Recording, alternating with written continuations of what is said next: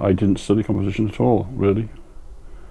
I started out as a jazz bass player and had a philosophy degree.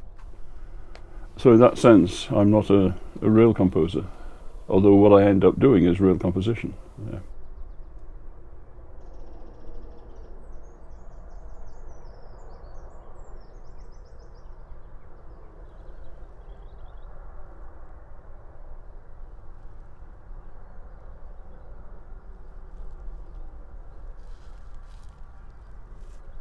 I come from a small town in Yorkshire. It's a very quiet place, has very little cultural life, so everything that we did there in terms of music or anything was really amateur and within different organisations around the church, for example, or the school. My mother was an amateur cellist, and there was a little small amateur orchestra which she played with. I never did. I learnt the piano from an early age, but when I went to university, I'd always wanted to play the bass, but there wasn't a double bass in my town at all. So I found one in the music department, which they let me play, and so I taught myself to play the bass when I was 18. And within the first year, I started playing bass and became quite decent, and had encountered all sorts of jazz groups. And then when I was 19, the trio I was playing with, we played opposite Derek Bailey and Tony Oxley. Derek and Tony had a group in Sheffield. They were playing in a pub at lunchtime, and we played in the interval, and they asked if I would like to join them. So that was how I started playing bass, was with Derek Bailey and Tony Oxley, initially playing conventional harmonic jazz, but mostly related to the work of people like Bill Evans, some John Coltrane, some Erik Dolphy, that sort of late 50s, early 60s music. This was like 1962. And we developed more and more into free jazz and then free improvisation. I mean, I did other conventional commercial work at the same time, but that's what was my working life. And I did that until 1966, and then I suddenly stopped playing improvised music, and I'd met Cage by then and started to think about composing. And so from that time onwards, I moved away from playing improvised bass to composing. So essentially I found my own way. I didn't have lessons or have direction. Even when I was playing improvised music, I was very interested in the music of Cage and the ideas of Cage. And I used some of the money that I earned from playing bass to buy scores by Cage, Feldman, Christian Wolff, Earl Brown, those kind of New York experimental composers. And so that work is what interested me most. And I also became involved with English experimental musicians who were sort of post-Cage, post-Fluxus, Cornelius Cardew, and the whole area of English experimental music in the late 60s and through the early 70s. And there was a kind of collective activity there which was stimulating, and we were playing each other's music and so on. So in that sense, I was part of a group of like-minded musicians. Rather than teaching, we were learning off each other, and I was learning off them, and we were producing music for each other.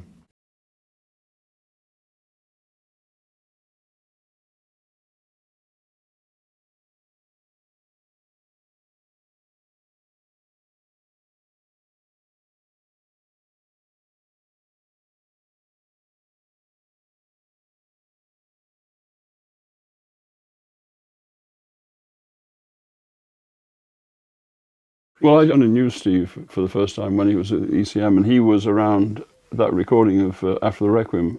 That was my second album with ECM, I think, probably. It also was a time when Bill Frisell came back after being away for a long time with Manfred. Because when I'd done, after the first album, Manfred had the idea that maybe I should do a project with someone who was already recorded on ECM, and Bill Frisell was one of them. The other I was interested in was Dino Saluzzi, but he wasn't available at the time.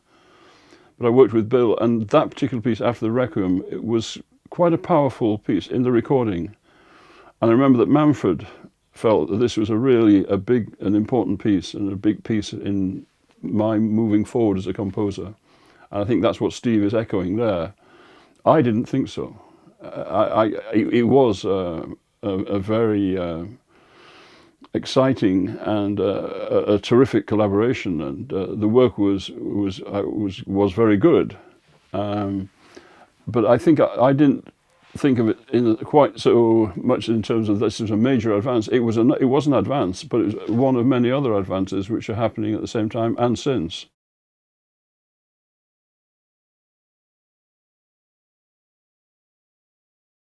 The Cadman Requiem was a piece I wrote for the Hilliard and a string group following the death of my sound engineer in the Lockerbie air crash.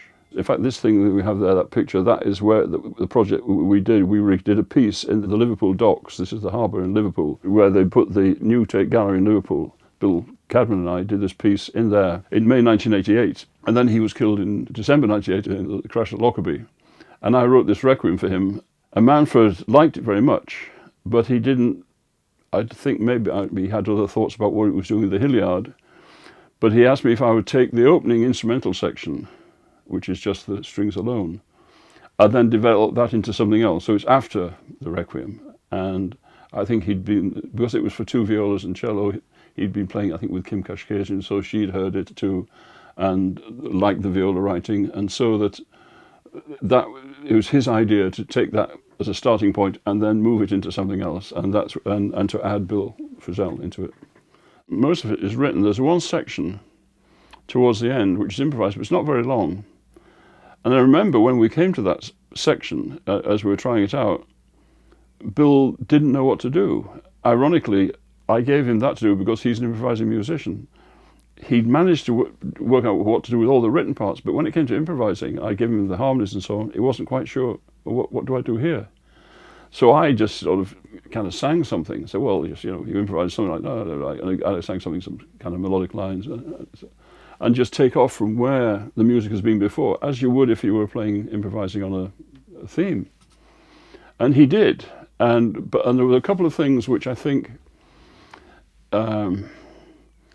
made him think in a different way. One was he became aware that what we were recording was actually the 20th anniversary of Jimi Hendrix's death.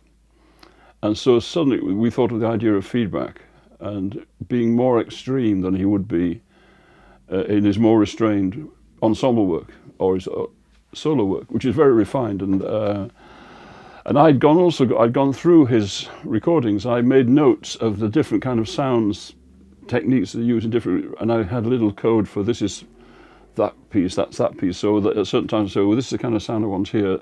And because he was aware that I knew the various things he'd done, the different kind of approaches he'd done, he felt freer to go beyond them in this situation, because it wasn't as if he was just doing the same thing again. I was actually taking him a little bit further. And I think it sort of did explode in that improvised section. And it was a very powerful, emotionally powerful performance. The whole situation was it was all very new. I mean, I didn't finish the piece till 1 o'clock on the day of the recording. I hadn't finished it until then, and I was still writing out the parts. And so it was all very fresh and new. And I remember we tried it out. At the end of the first day of recording, we'd be doing other things, and we just read it through with a string so that everything was working. And then the next day we did it, and it really it took off. I remember I think it was also, maybe it was the 21st anniversary of ECM as a record company, because I think Jan Garbarek sent a cake for his little celebration birthday cake for the whole. So it was a whole kind of feeling of, we had Hendrix, we had the ECM's history.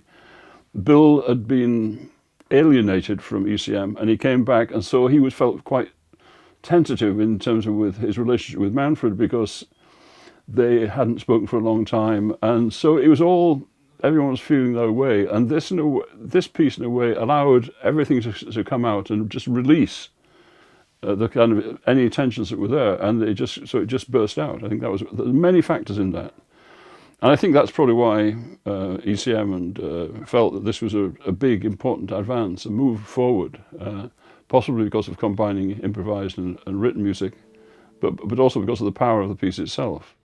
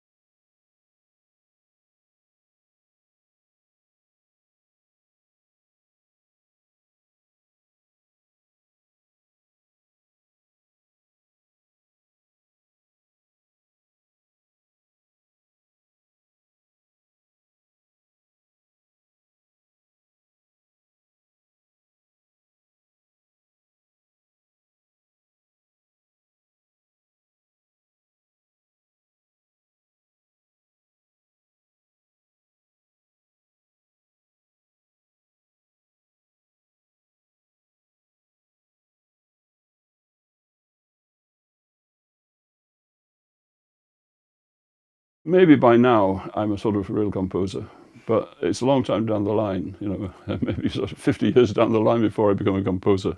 I don't want to alienate or think that it's so specialized that you really have to have special musical skills and knowledge to do it. It should be something which someone with no musical knowledge can at least get something from, something appreciate. And that's, as you say, without being trite or writing down to that person. You don't have to, kind of, as I say, dumb down. You can be at the level you want to be, and it doesn't mean that you have to alienate the public. And it doesn't mean I'm striving for accessibility, but I think it's important that you should communicate with an audience. Because for me, they are the third part of an equation. You have the performer, you have the composer, and you have the audience, and they're all very intimately related. And that's one reason why when I do compose, but I also perform with my own ensemble, so that I then do encounter the audience directly. I'm not just a composer who's sending someone else out to perform, and I hide in my studio, and then they send me some royalties, and then that pays for my living. But I go to places and I play, and I'm seen to play, and I'm seen to be identified with the music, so I don't hide. And I think it's very important that the audience is able to have that kind of communication. And people go to a concert because they want to hear music, of course. But they shouldn't have to go to concert and always hear the same music that has been reassuring for many generations. They should be able to encounter new music, which they don't have to be afraid of.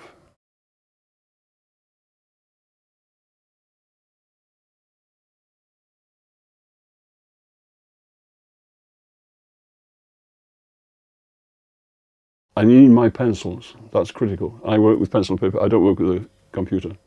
For many years, for about, since 1982, I only use one kind of pencil. It's this one. It's called the Aztec Scoremaster 101. When I was doing work on Medea in New York, someone told me about these pencils. Each time I went to New York, I'd buy them. There's a store on West 55th Street. That was the only place I could find them. And a few years ago, maybe about 10 years ago, I was running out, and I asked my published office in New York if they could see if they could get some. They said, "Oh no, this place closed down years ago." And these pencils disappeared. And I only had half a box left. And I thought, well, maybe God's telling me this is the end. When you finish your pencils, that's it, mate, you're gone. And so I started using other pencils for a while. And then someone out of the blue knew about this history of me with the pencils, so sent me a box of pencils. The originals were yellow like that, and then at some point they changed the outside so they became this colour. And I always felt that the lead changed a little bit in these from that. And I once showed them to a pencil expert in a museum in England, and they said that there is a slight difference in the lead between these two. And these are the ones I use. And then eventually, this is a box. This was my last box, yeah. My last box was of the second kind. That's all I had left. And then this very kind person found this box, which was the original versions. And I have full ones of those. And so suddenly I have about maybe 12 or 15 pencils. And these are the pencils I use as a substitute for a long time. So now what I do, I will actually sketch with these, but write the music with these. So in theory, I think I can now live till I'm 150 years old. Otherwise, I would have to be gone in a few years' time. So.